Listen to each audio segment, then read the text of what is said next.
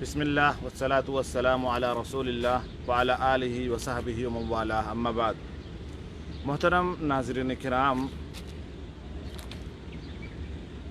گھر سے ہم سارے لوگ نکلتے ہیں، کسی کام سے، بزنس پہ جانا ہے، آفس میں جانے ہیں، ہمیں اسکول میں جانا ہے، ٹیچنگ کے لیے جانا ہے، پڑھنے جانا ہے، مارکیٹ میں جانا ہے۔ تو گھر سے نکلنے کا جو سلسلہ ہے وہ کسی ایک کے ساتھ خاص نہیں ہے۔ کیا بچے، کیا بوڑھے، کیا مرد، کیا عورت، کیا غریب، کیا امیر، کیا بادشاہ، کیا وزیر، سارے لوگ گھر سے نکلتے ہیں۔ اور ہم سارے لوگ جانتے ہیں کہ ہمارے پاس دعاؤں کا ایک ذخیرہ ہے، جس کو ہم نے اللہ کے رسول صلی اللہ علیہ وسلم کی زندگی سے لیا ہے۔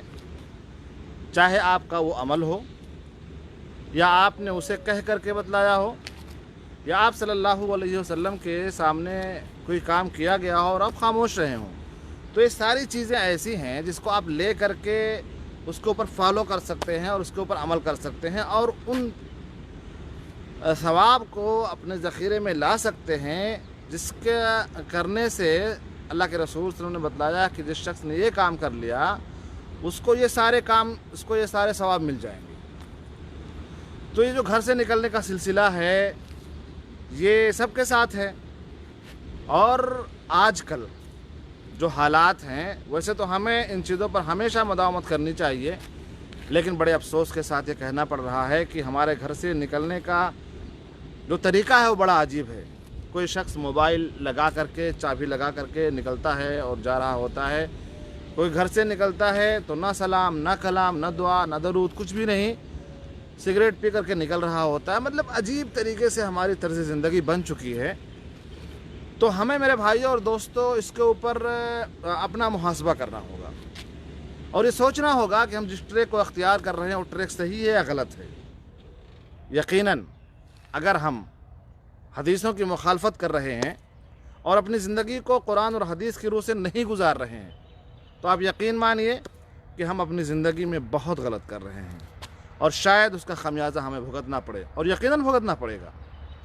اگر ہماری زندگی قرآن اور حدیث کے مخالفت میں گزر رہی ہے تو اس کا خمیازہ ہمیں بھگتنا پڑے گا۔ اس لیے آج ہی سے ہمیں اور آپ کو ہوشیار ہو جانا چاہیے، اور اپنے سارے کام اللہ اور اس کے رسول صلی اللہ علیہ وسلم کے بتائے ہوئے طریقے کے مطابق کرنے چاہیے۔ سنن ابی داؤد کے اندر ایک حدیث موجود ہے جس کے اندر اللہ کے رسول صلی اللہ علیہ وسلم نے گھر سے نکلنے والوں کے لیے ایک دعا بتلائی ہے کہ جب گھر سے نکلا کرو تو یہ دعا پڑھ لیا کرو۔ دعا بہت آسان ہے، بہت آسان ہے، اور تقریباً ہماری زبانوں پر یہ دعائیں ہیں، لیکن کہیں نہ کہیں ہم غفلت کے شکار ہیں، ہم بھول جایا کرتے ہیں۔ میرے بھائیوں اور دوستوں، اللہ کے رسول صلی اللہ علیہ وسلم نے ارشاد فرمایا کہ جس شخص نے گھر سے نکلتے ہوئے یہ کہہ دیا بسم اللہ توکلت علی اللہ ولا حول ولا قوت الا باللہ، دعا بہت آسان ہے، بسم اللہ توکلت علی اللہ ولا حول ولا قوت الا باللہ۔ آج آپ اس ویڈیو میں یاد کر لیجئے، اگر نہیں یاد ہے تو یاد کر لیجئے، اور اگر یاد ہے تو آج سے یہ وعدہ کیجئے کہ آپ جب بھی گھر سے نکلیں گے اس دعا کو پڑھ کر کے نکلیں گے، بسم اللہ توکلت علی اللہ ولا حول ولا قوت الا باللہ۔ سبحان اللہ۔ اس کا فائدہ کیا ہے؟ اللہ کے رسول صلی اللہ علیہ وسلم نے ارشاد فرمایا کہ جس شخص نے یہ دعا پڑھ لی، بسم اللہ توکلت علی اللہ ولا حول ولا قوت الا باللہ، اللہ تبارک و تعالیٰ کیا کہتا ہے کہ تو بچا لیا گیا، تیرے طرف سے کفایت کر دی گئی، اور تو ہدایت یافتہ ہو گیا۔ یہ اللہ تبارک و تعالیٰ کی طرف سے ہے۔ اب جو شخص یہ دعا پڑھ لیتا ہے شیطان اس سے بہت دور چلا جاتا ہے، بہت دور چلا جاتا ہے، اور ہم اور آپ سارے لوگ جانتے ہیں کہ انسان اور شیطان دونوں کا رشتہ بڑا خطرناک ہے، یعنی آپ یہ کہہ لیجئے کہ دشمنی ہے، اور وہ تو ہم سے دشمنی نبھانے کے لیے وہاں سے آیا ہی ہے، حضرت آدم علیہ السلام کو جنت سے نکلوانے میں اس کا بہت بڑا رول ہے.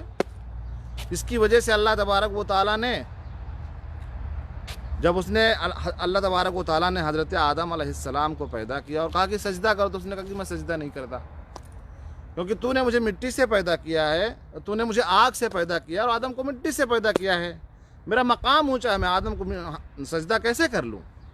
بہر اللہ تبارک و تعالیٰ اسے نکال دیتا ہے، لیکن اللہ تبارک و تعالیٰ سے وہ وعدہ کر کے آتا اور کہتا کہ میں جا رہا ہوں، میں تیرے بندوں کو بہکاؤں گا ضرور. لیکن اللہ تبارک و تعالیٰ کے نیک بندے اس کے جھانسے میں نہیں آتے ہیں. تو ان چیزوں کو اگر ہم کرتے رہیں گے، دعاؤں کا پڑھنا ہے، ذکر و اذکار کا کرنا ہے، قرآن اور حدیث کے مطابق اپنی زندگی گزارنی ہے، اور جو ساری چیزیں اللہ کے رسول صلی اللہ علیہ وسلم نے بتلا دی ہیں کہ آپ زندگی یوں گزارو، تو شیطان آپ کے پیچھے نہیں آ سکتا ہے. انہی میں سے ایک وسیلہ اور ایک طریقہ یہ بھی ہے کہ جب ہم گھر سے نکلیں تو ہم اس دعا کو پڑھ لیں، بسم اللہ توکلت علی اللہ ولا حول ولا قوت الا باللہ.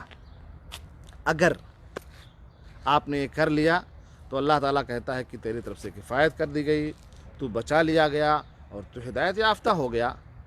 میرے بھائیوں اور دوستوں، شیطان دور چلا جاتا ہے.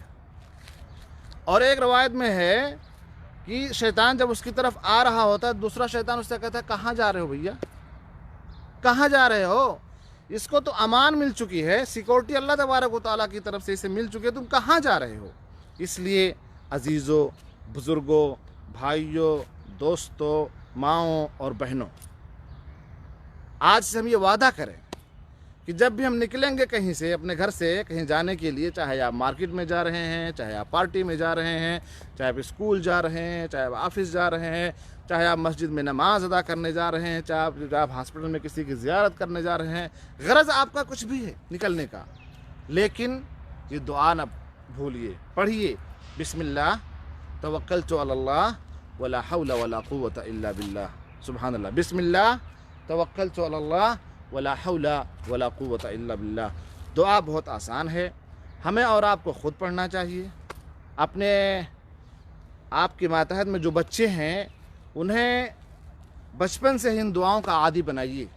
اگر آپ نے بچپن سے ہی انہیں ان دعاؤں کا عادی بنا دیا، اسلامی تعلیمات آپ نے انہیں سکھلا دی، ضروری نہیں کہ بچہ سب کچھ مدرسے کے اندر ہی سیکھ کر کے آئے.